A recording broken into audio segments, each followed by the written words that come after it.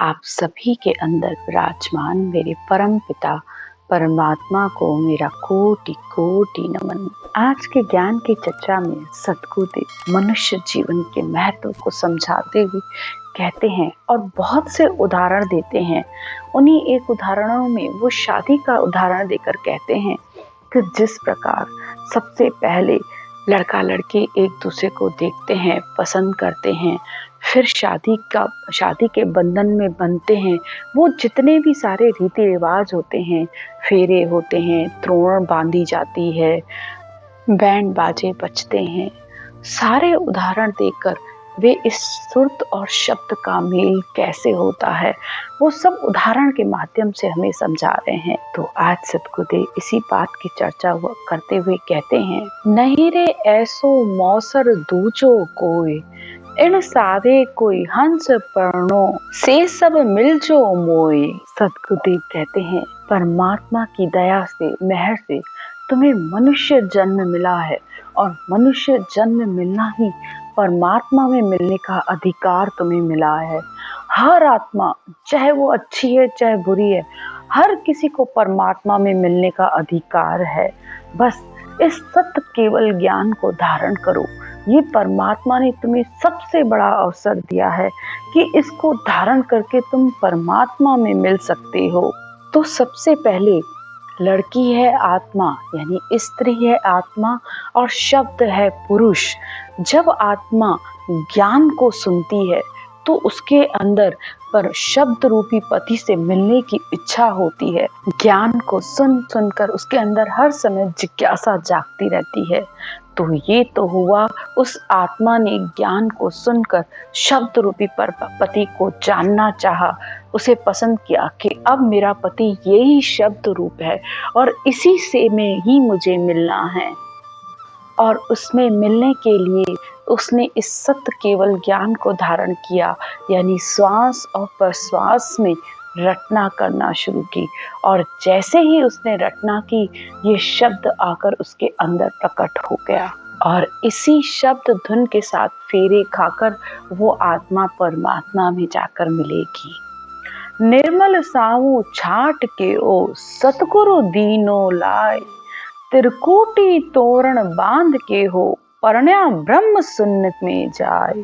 त्रिकुटी में तोरण बांधना यानी जब फेरे लिए जाते हैं तो उसके लिए पहले चारों तरफ कलश रखे जाते हैं, बीच में उस हवन कुंड को रखा जाता है और वो चारों तरफ जो सजावट होती है उसको तोरण बांधना कहते हैं। तो इसी तरह ये आत्मा श्वास और प्रश्वास में जब रटना करती है तो वह शब्द आकर इस कंठ कमल पर प्रकट होता है और जब वह रटना करके ऊपर त्रिकुटी पर आती है तो इस शब्द की गर्जना होती है। तो इस शब्द धुन का आना दूल्हे का आना है मंडप तक। और तोरण बांधना यानी वह साधना करके त्रिकुटी पर पहुंची है। त्रिकुटी पर तीनों ब्रह्म के देश है, ब्रह्मा विष्णु महेश सब देवताओं का देश है यहाँ पर। और सब इस आत्मा को आशीर्वाद देते हैं कि वह आगे इस ब्रह्म लोक को पार करके उस पर ब्रह्म परमात्मा में जाकर मिले। आगे सद्गुरुदेव कहते हैं, अरद उरद विच ब्याव रचो है, चढ़ी है नाम बरात, पिछम गेल होए धुन शब्द की, चालत है दिन रात। इस आती श्वास और जाती श्वास में यानी श्वास और प्रश्वास में राम भजन करना ही फेरे खाना है।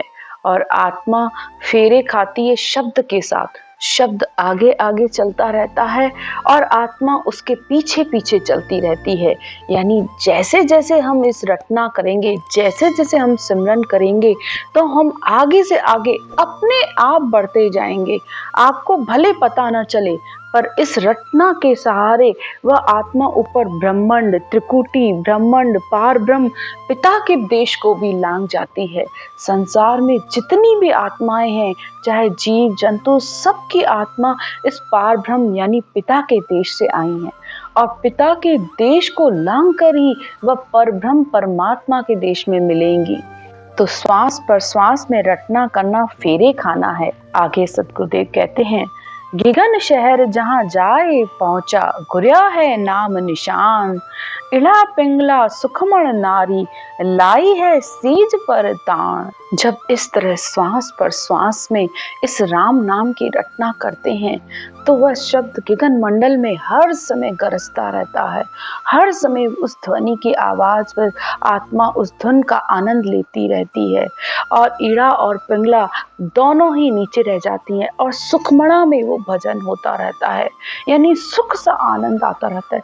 उस धुन को आत्मा हर समय सुनती रहती है, प्रेम से आनंद लेती रहती है। चवरी मांडी ब्रह्म सुन्न में, त्रिकुटी सामेलो होए, बाजा बाजे हीरा बरसे, ज्योत झिला मिल होए। इस जब ब्रह्मांड पर पहुंचती है तो अनेकों तरह की ध्वनियां होती है, बाजे बजते रहते हैं। ऐसे लगता है उस धुन की आवाज, ऐसे लगता है जैसे हीरों की बारिश हो रही हो, ज्योत झिलमिल कर रही हो। आत्मा पिता के देश इस पार ब्रह्म को भी पार कर गई, शून्य में जाकर सुर्त और शब्द में लय हो जाती है। तो यही उसका ब्याह होना है, उसका शादी होना है, जब सुर्त और शब्द का मेल होता है। आगे सतगुरुदेव कहते हैं, सामेलो ले चालिया हो, परण्या ब्रह्म शून्य में जाए। तो आत्मा ब्रह्म शून्य में सुर्त और शब्द जब आपस में मिल जाते हैं और आत्मा उस शून्य में शब्द का आनंद सुन सुनकर शून्य समाधि में समा जाती है, तो यही उसका मिलन है। जन सुखिया मेला पौड़ियो, आनंद सेज बिछाए। तो पूर्ण परमानंद की प्राप्ति होना और उस शब्द ध्वनि का आनंद आना ही सेज बिछाना है। सतगुरुदेव हमें इन उदाहरणों के माध्यम से समझा रहे हैं कि उस आत्मा का मिलन उस शब्द रूप में कैसे होगा और वह कैसे इस शब्द धुन का आनंद लेगी। और ऐसे ज्ञान को सुनकर भी अगर मनुष्य चेतन नहीं होता है तो वह जड़ के समान है। ज्ञान सुन चेते नहीं, सो नर बहरा होए, ज्ञान सुन बूझे नहीं, सो नर जड़ कहाए। तो ज्ञान को सुनकर भी वह चेतता नहीं है, जागृत नहीं होता है, तो वो नर बहरे के समान है। उसने सुना न सुना बराबर है और ज्ञान सुनकर फिर प्रश्न भी नहीं करता है, उसके अंदर जिज्ञासा भी नहीं होती है, पूछता भी नहीं है, तो वो मनुष्य जड़ के समान है। संसार का जितना भी ज्ञान है, शास्त्रों का हो, उपनिषदों का हो, चाहे जो भी ज्ञान है, सब ज्ञान इस आत्मा के लिए बना है और आत्मा ही परमात्मा की प्राप्ति चाहती है। ये मन इंद्रियां कभी नहीं चाहते हैं। तो इस आत्मा को ज्ञान सुनाओ तो ये आत्मा चेतन होकर उस परमात्मा में मिल सके। आज की ज्ञान की चर्चा यहीं तक। राम राम।